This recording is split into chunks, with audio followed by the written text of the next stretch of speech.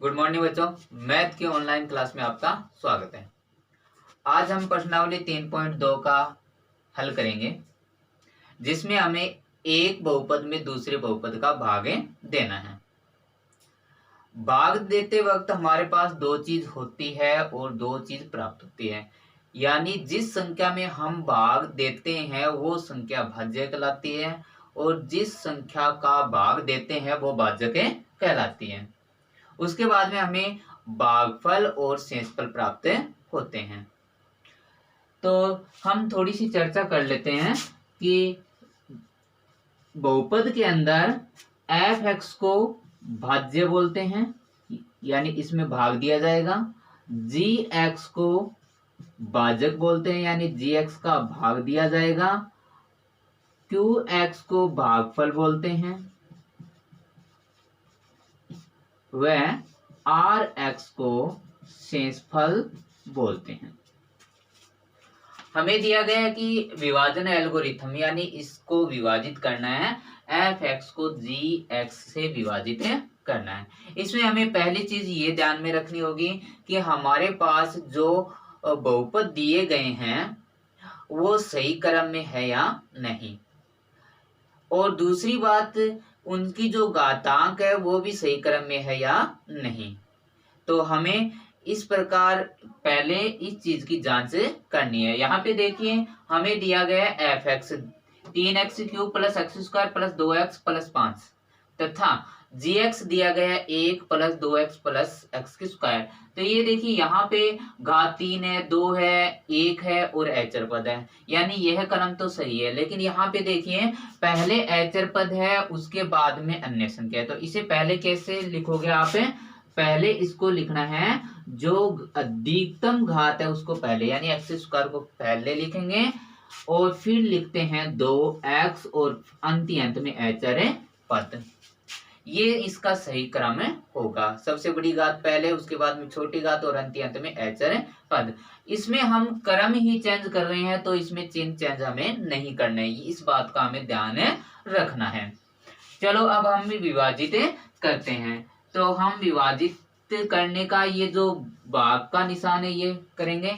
इसके अंदर है एफ एक्स का मान लिखा जाएगा और इसके बाहर है वो जी एक्स का मान लिखा जाएगा। तो अंदर हम लिखेंगे 3x³ plus x² plus 2x plus 5 तथा इसको विभाजित करना है x² प्लस 2x प्लस 1 से। तो बच्चों यहाँ पे हमें ध्यान ये देना है कि जिस प्रकार, जैसे कि आप साधारण भाग करते हो, जैसे आपने मान लिया आपको 15 में 6 का भाग देना है। 15 में कितने का भाग देना है? 6 का। तो आप देखते हो कि इस 15 में 6 का भाग कितनी बार होगा, कितनी बार जाएगा? 2 बार। और यहाँ पे आप 6 दूनी 12, यानी ये कहाँ से आया, ये 12 कहाँ से आया, इस चीज की ध्यान रखनी है। तो इस 6 को किससे गुणा करने पर? 2 से गुणा करने पर 12 प्राप्त हुआ। ठीक है। अब पहली चीज हमें देखनी है कि इस संख्या में भाग कितनी बार जाएगा, तो कितनी बार जाएगा? 2 बार। और यहाँ पे 12 कहाँ से लिखेंगे? 6 को 2 से गुणा किया 12 और उसके बाद में माइनस करोगे तो शेषफल 3 बचेंगे। सेम इसी कंडीशन में यहाँ पे हमें हल करना है। पहले हमें क्या करना है? पहला जो पद है हमारा 3x³, इसमें हम पहले पद x² का भाग देंगे।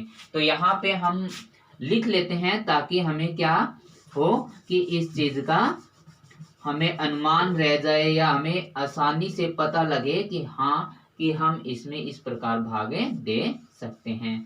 तो पहला पद हमारा 3x², इसमें 3x³ और इसमें x² का भाग देना। देखिए 3 है, 3 के नीचे कोई भी अचर पद नहीं है, यानी 3 का 3 रहेगा।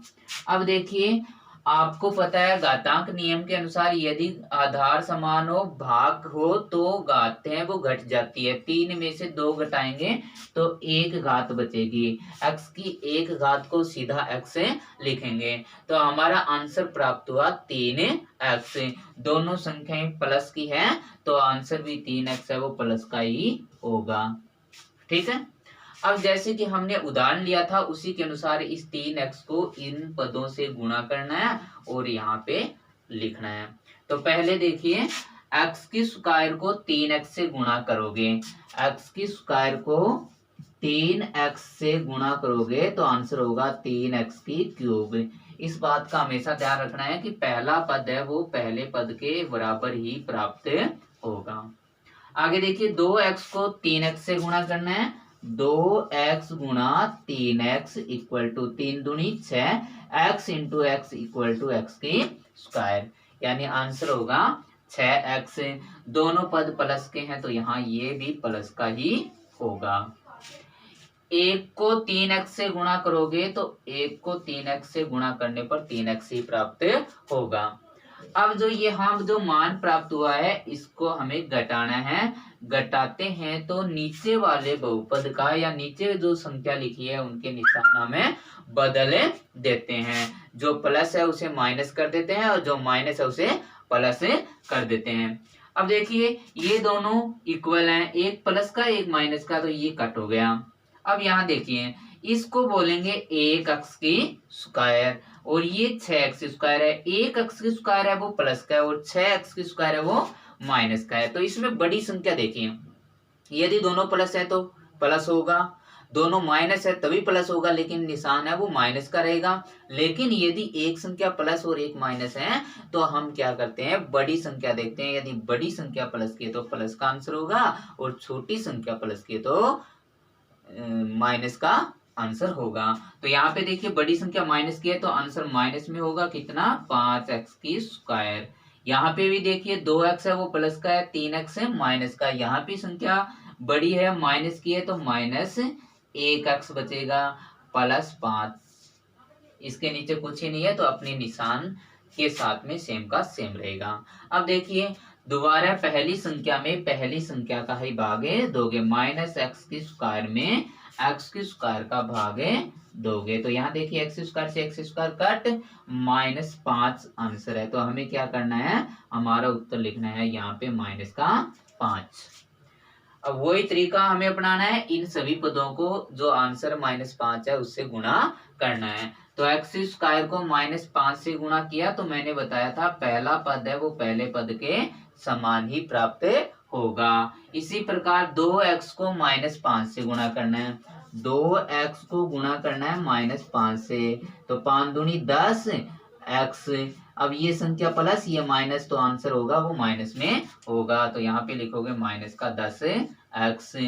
1 को -5 से गुणा किया तो -5। अब नीचे जो बहुपद है उसके निशान चेंज करने हैं, यानी जो संख्या प्लस की है उसे माइनस बना देनी है और जो माइनस की है उसे प्लस बना देनी है। तो इस प्रकार हम इनके चिन्ह चेंज कर देते हैं। ये देखिए एक संख्या माइनस एक प्लस की है और सेम है इक्वल है तो ये कट हो गई। यहाँ देखिए इसको हम बोलेंगे 1x, 1x है वो माइनस में है और 10x है वो प्लस का है।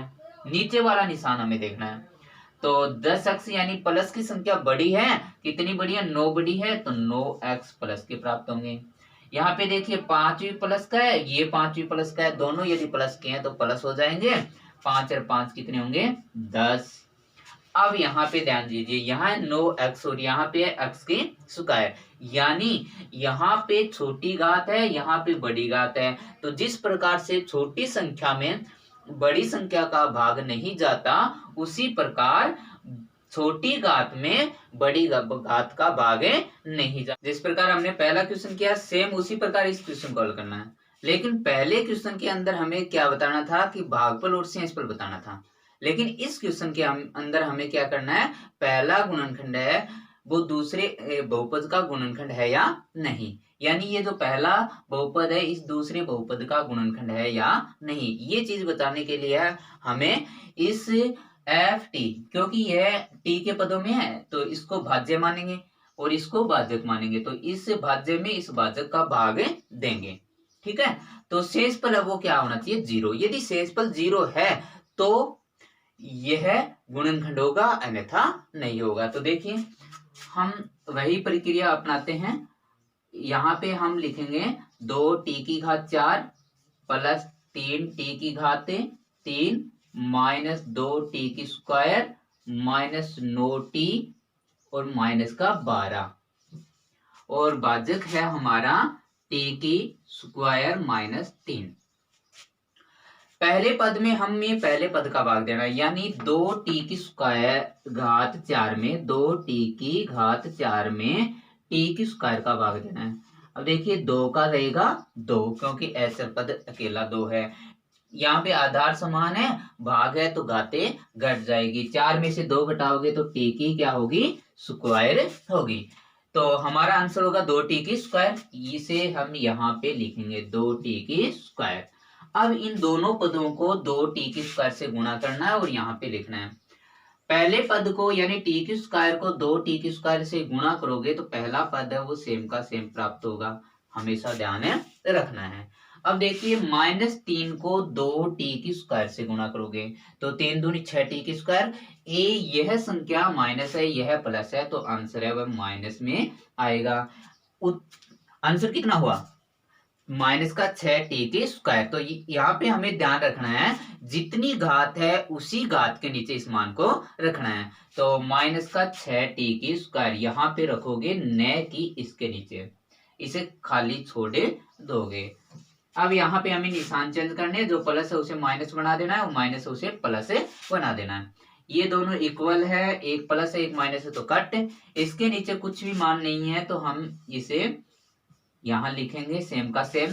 3t की स्क्वायर प्लस का है तो प्लस का ही लिखोगे। यहाँ देखिए 2t की स्क्वायर माइनस का और 6t की स्क्वायर प्लस का है, बड़ी संख्या प्लस की है तो प्लस का प्राप्त होगा 4t की स्क्वायर। इनके नीचे कोई पद नहीं है तो ये सेम का सेम यहाँ पे आ जाएगा। आगे देखिए पहला पद 3t की क्यूब और इसमें हमें t की स्क्वायर का भाग देना है। तो 3 का 3 t की क्यूब में t की स्क्वायर का भाग देने पर t प्राप्त होगा। दोनों संख्याएं हैं वो प्लस है तो आंसर भी प्लस में ही प्राप्त होगा। तो यहाँ पे आप लिखोगे प्लस 3t। अब इन दोनों पदों को जो हमारा भाजक है t की स्क्वायर माइनस 3, इसको 3t से गुणा करना है। तो आपको पता है पहले पद को पहले पद से गुणा करने पर पहला जो मान है वो सेम का सेम प्राप्त होगा। -3 को 3t से गुणा करेंगे तो 3 को 3 से गुणा किया 9t, -3 है यहाँ +3 है तो आंसर होगा माइनस का 9t। याद रखना है जितनी घातांक है उतनी ही घात के नीचे मान रखना है। अब देखिए आगे, ये प्लस है तो ये तो माइनस हो जाएगा और ये माइनस ये प्लस हो जाएगा। ये संख्या ये दोनों संख्याएं, ये एक प्लस है एक माइनस है, इक्वल है तो ये हो गई कट। इसके नीचे कुछ भी मान नहीं है तो इसे सेम का सेम लिखोगे। यहाँ देखिए 9t है वो माइनस का, ये 9t प्लस का, यानी ये भी इक्वल है और एक संख्या प्लस एक माइनस है तो ये भी कट हो जाएगा। इसके नीचे कोई मान नहीं है तो इसको हम लिखेंगे सेम का सेम। आगे देखिए, अब हमें इस 4t की स्क्वायर में इस t की स्क्वायर का भाग देना है, हमेशा याद रखना है। आंसर होगा 4। क्यों, t की स्क्वायर से t की स्क्वायर कट होगा, आंसर 4। दोनों संख्या प्लस किया है तो हमारा आंसर है वो भी किस में होगा, प्लस में होगा। सेम कंडीशन, इनको इस 4 से गुणा करना है और नीचे लिखना है। तो t की स्क्वायर को 4 से गुणा करोगे आंसर होगा 4t की स्क्वायर, और -3 को 4 से गुणा करोगे तो माइनस का कितना होगा, 12 होगा। ये निशान चेंज करने पर देखिए ये दोनों संख्या सेम है तो एक प्लस माइनस है कट हो गई, ये दोनों संख्या सेम है एक प्लस माइनस है कट हो गई। यहाँ पे शेषफल कितना हो गया, 0।